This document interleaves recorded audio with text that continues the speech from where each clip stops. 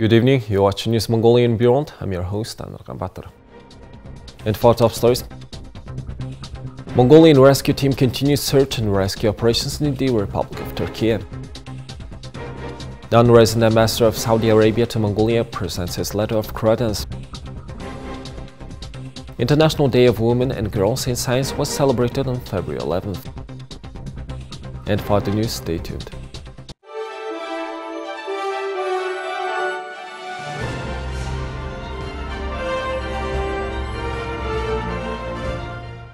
A magnitude 7.8 earthquake struck Republic of Turkiye on February 6. Mongolia's National Emergency Management Agency has deployed 25 rescuers to assist in search and rescue operations in the area affected by the national disaster, and the General Staff of the Mongolian Armed Forces sent 10 additional staff. In Turkey, currently all kinds of humanitarian aid is needed, including warm clothes, tents and first aid supplies. The Mongolian rescue team was given critical information and guidelines to support rescue efforts. Most of the armed forces staff sent are doctors and paramedics. The Mongolian search and rescue team saved people from a collapsed building on February 9th and handed them over to medical teams after performing first aid. The team also extracted 12 bodies, including 4 children. On February 11th, the medical team examined 92 people, 8 of whom were children, and provided emergency medical care at the field hospital. According to the National Emergency Management Agency, the Mongolian medical team worked with Turkish soldiers to clear some space in a disaster area to build an emergency aid tent with medical equipment. International Women in Science Day was celebrated on February 11th. This day was jointly organized by the Institute of Future Development, the Center of Nanoscience and Nanotechnology of the National University of Mongolia, and WSTEM, United Union of Women Scientists and Engineers, at the National University of Mongolia's library. The closing ceremony of the STEM Girls program was also held on the February 11th. Representatives from Canadian Embassy in Mongolia and representatives of other related organizations attended the event on behalf of the Canada Foundation, which is a funding organization. Every year on February 11th, International Women in Science Day is celebrated, and this year it was celebrated for the 8th time in Mongolia. On the occasion of the day, the closing ceremony of the STEM Girls program, which has been implemented for 5 months with the financial support of the Canada Foundation, was held in room 502 in the National University of Mongolia library. The Canadian ambassador to Mongolia and the director of nanoscience and nanotechnology of the Mongolian National University and partner organizations such as the WSTEM, United Union of Women Scientists and Engineers, participated in this activity. So actually, this STEM program is initiated by the Institute for Future. It's the first time.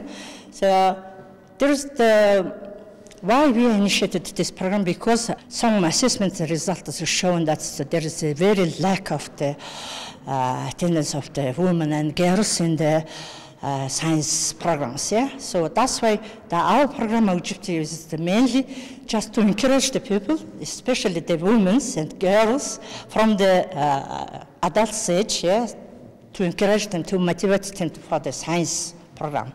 This program designed for 20-week program. Yeah, so the program is designed just only for Saturday program. This is the name is the STEM Saturday. We are selected 20 girls from different districts. So actually, it's almost covered all central 6 districts from Ulaanbaatar, and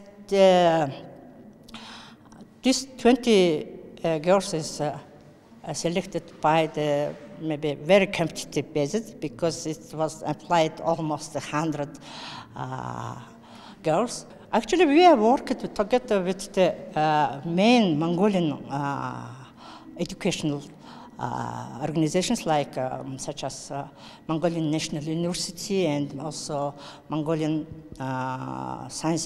University of Science and Technology, and also we were also collaborated with the Mongolian Germany resource.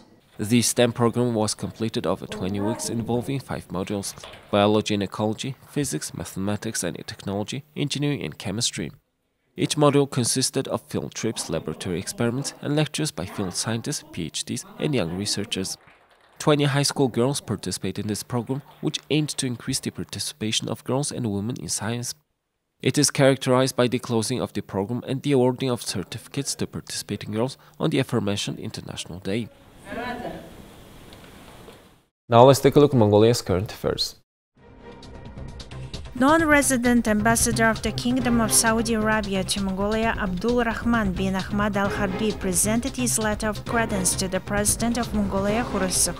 During the meeting, President Khurelsukh warmly welcomed and congratulated the ambassador on his assignment. The President expressed his satisfaction with the cooperation between Mongolia and Saudi Arabia in the global arena, with both countries hosting the conferences of the parties of the United Nations Convention to Combat Desertification. President Khurelsukh noted possibilities to expand cooperation in various sectors, including trade, the economy, investment, mining, agriculture, and the environment. Ambassador Abdul Rahman bin Ahmad Al-Harbi conveyed greetings from the King of the Kingdom of Saudi Arabia and custodian of the two holy mosques, Salman bin Abdulaziz Al Saud, and expressed that he would pay special attention to expanding economic cooperation between Mongolia and Saudi Arabia. Thank you for staying with us. Now let's take a look at the currency exchange rates provided by Mongol Bank.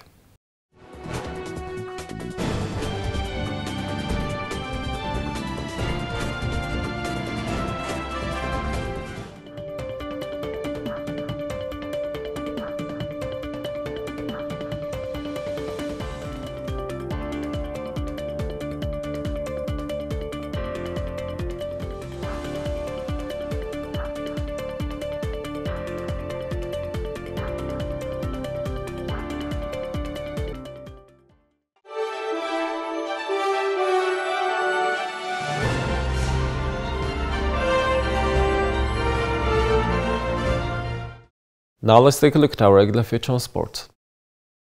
The Mongolian IHC sports team, which successfully participated in the IEM Katowice 2023 tournament organized by the ESL and with a prize pool to equivalence of $1 million, has moved up in the world ranking.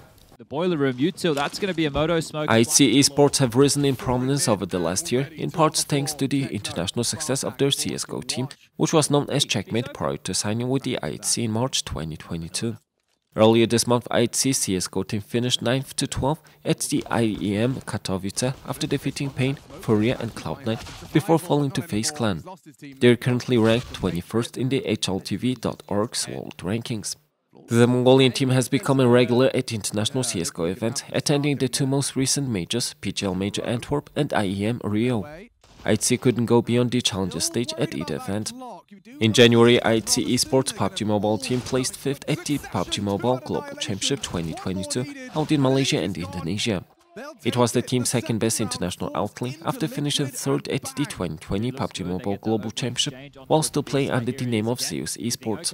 The world ranking published by the HLTV, the largest organization that publishes CSGO information and competition statistics, was updated on the 6th of this month. IHC Esports, which was ranked 36th as of January 30th, rose 15 places to 21st. This ranks IHC Esports hip-hop famous teams such as Pain from Brazil, Evil Geniuses from America, and Sol from Portugal. The CSGO world rankings are topped by Europe's G2 Esports. Last night they won IEM Katowice 2023 with a 3-1 win over Denmark's Heroic. However, according to the ranking of ESL, which organizes esport competitions, it remained in the 44th place, below the Chinese team Lin Vision. Here's the weather forecast of all major cities.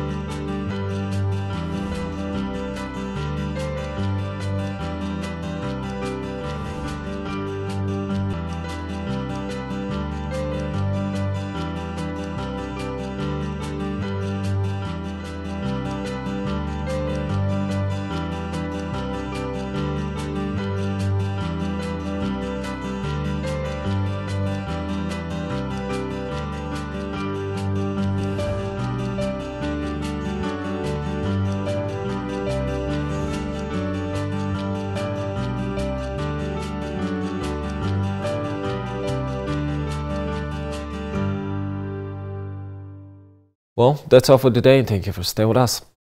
We'll see you tomorrow with new updates. Have a nice evening. Goodbye.